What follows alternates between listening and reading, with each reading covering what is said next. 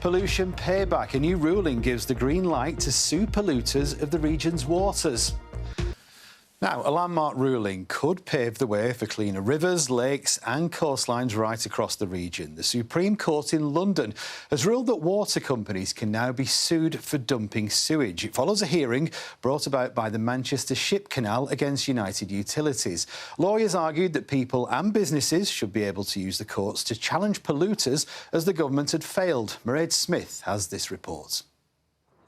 Built in the 1890s, the Manchester Ship Canal stretches 36 miles from the Mersey estuary to Salford Quays. United Utilities in this part of the world, in northwest England, they have an appalling reputation for dumping huge volumes of sewage in the rivers of Greater Manchester and northwest England. We're stood here by the Manchester Ship Canal, which is fed by the River Irwell, which is the most sewage polluted river in England, according to a recent analysis.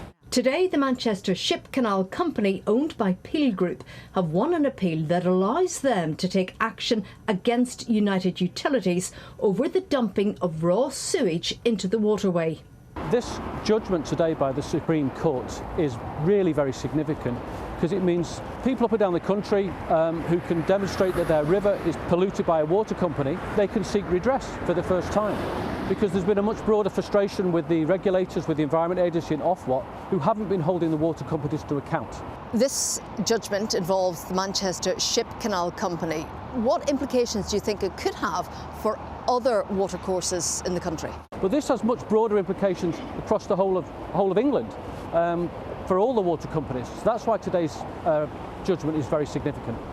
A Peel Ports spokesperson said the decision gives the watercourse owners the right to bring legal action against a water company that discharges pollution into its watercourse. A United Utilities spokesperson said they are considering the implications of the Supreme Court's ruling.